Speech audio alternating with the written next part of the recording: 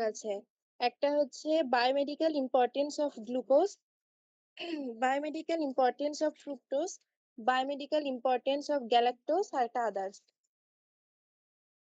এখন হচ্ছে biomedical importance of glucose. 1 number major fuel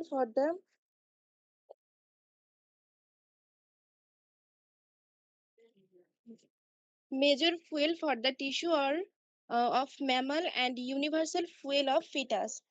মানে হচ্ছে গ্লুকোজ হলো ম্যাম্মাল মানে স্তন্যপায়ী প্রাণীর টিস্যুর প্রধান শক্তির উৎস, এবং ফিটাস মানে গর্ভস্থ শিশুর জন্য এটা ইউনিভার্সাল ফুয়েল হিসেবে কাজ করে।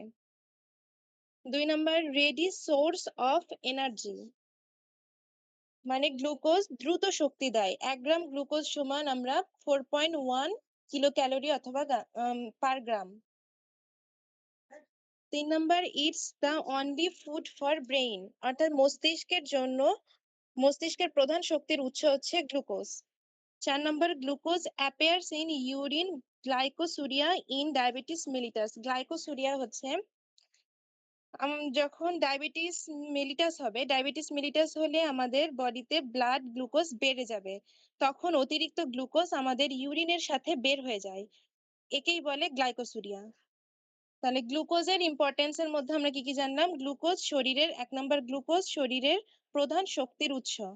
তারপর হচ্ছে ব্রেইনের জন্য গ্লুকোজ খুবই গুরুত্বপূর্ণ। আর 3 নাম্বার হচ্ছে ডায়াবেটিস হলে ইউরিনে গ্লুকোজ পাওয়া যায়, তখন আমাদের অতিরিক্ত গ্লুকোজ ইউরিনের সাথে বের হয়ে যায়, যাকে বলে গ্লাইকোসুরিয়া। এটাই হচ্ছে গ্লুকোজের ইম্পর্টেন্স। কারো কি সমস্যা আছে? সমস্যা নাই, একটা কথা বলে রাখি যে এটা হচ্ছে গ্লুকোজের মেজর ফুয়েল না, এটা গ্লুকোজের অনলি। হ্যাঁ, মানে মানে আমাদের ব্রেনের জন্য যে ফুডটা আছে এটা শুধুমাত্র গ্লুকোজের মাধ্যমে আমাদের হচ্ছে কি ব্রেন ফুড পায়। এটা মেজর না, মেজর হলে তো হবে যে এটার মাইনর কোনো ফুড আছে, বাট আমাদের ব্রেনের জন্য শুধুমাত্র গ্লুকোজই ফুড সাপ্লাই দেয়। ও আচ্ছা, এর তো কোনো সমস্যা নাই। না, নেক্সটে যাও। এরপর হচ্ছে বায়োমেডিক্যাল ইম্পর্টেন্স অফ ফ্রুক্টোজ। ফ্রুক্টোজের importance gives energy to sperm. Fructose স্পার্মকে শক্তি দেয় এবং তাদের চলাচলে সাহায্য করে। এটা একটাই। এরপর একটু আচ্ছা, এই যে স্পেসিফিক ভাবে আপনার এই যে প্রত্যেকটা জিনিসের বায়োমেডিক্যাল ইম্পর্টেন্স আছেন, এগুলো সবগুলো স্পেসিফিক না গিয়ে ওভারঅল একটা বায়োমেডিক্যাল ইম্পর্টেন্স দাঁড় করানো যায় না? দেওয়া যায়। তাহলে ওভারঅল একটা, এই হ্যাঁ, যে ওভারঅল আমরা একটা তো বায়োমেডিকেল এমনিতেই তো ইম্পর্টেন্স। পড়াশোনার বাইরে, তাই না?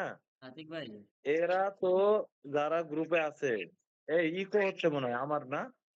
আচ্ছা, একটু একটু একটু কেটে দিয়ে আমি আবার জয়েন করি না হলে। ওকে, নেক্সটে আগাও, আরো নেক্সটে আগাও। ক্লান্ত হয়ে গেলাম। এরপরে হচ্ছে biomedical importance of galactose.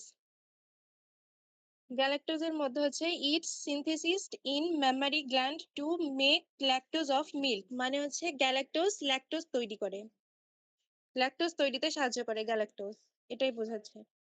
2 number its component of glycoproteins and glycolipid. Galactose glycoprotein এবং গ্লাইকোলিপিড নিয়ে গঠিত। 3 নাম্বার হচ্ছে failure to metabolism of galactose leads to galactosaemia and cataract. মানে আমাদের বডিতে যদি গ্যালাক্টোজ মেটাবলিজম ঠিকভাবে কাজ না করে তাহলে আমাদের গ্যালাক্টোসেমিয়া রোগ হয়।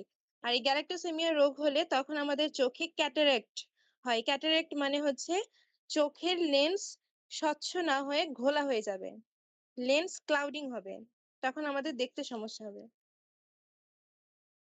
এরপর আদার্স এর মধ্যে আমরা পড়ব mannose is component of glycoprotein. মানে ম্যানোজ গ্লাইকোপ্রোটিন নিয়ে গঠিত।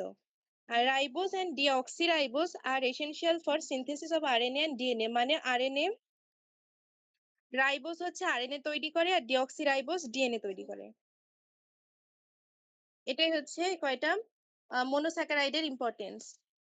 এখানে আলাদা করে দেওয়া আছে কারণ হচ্ছে পরীক্ষাতে এভাবে আসতে পারে যে গ্লুকোজের ইম্পর্টেন্স শুধু লিখতে বললো। তখন এই কয়টা ৪ টা আমরা লিখতে পারি। এজন্য আলাদা করে লেখা। এরপর আছে বায়োমেডিক্যাল ইম্পর্টেন্স অফ ডাইস্যাকারাইড। হচ্ছে মনোস্যাকারাইডের তো কারো কোনো সমস্যা নাই। আছে? কন্টিনিউ আচ্ছা। Biomedical importance of disaccharide. ডাইস্যাকারাইডের মধ্যে হচ্ছে ১ number maltose, lactose and sucrose are hydrolysed into monosaccharide. মানে ম্যালটোজ, ল্যাকটোজ আর সুক্রোজকে যদি আমরা হাইড্রোলাইজ করি অর্থাৎ ভাঙি তাহলে মনোস্যাকারাইড পাওয়া যাবে। ২ number lactose is the sugar of milk.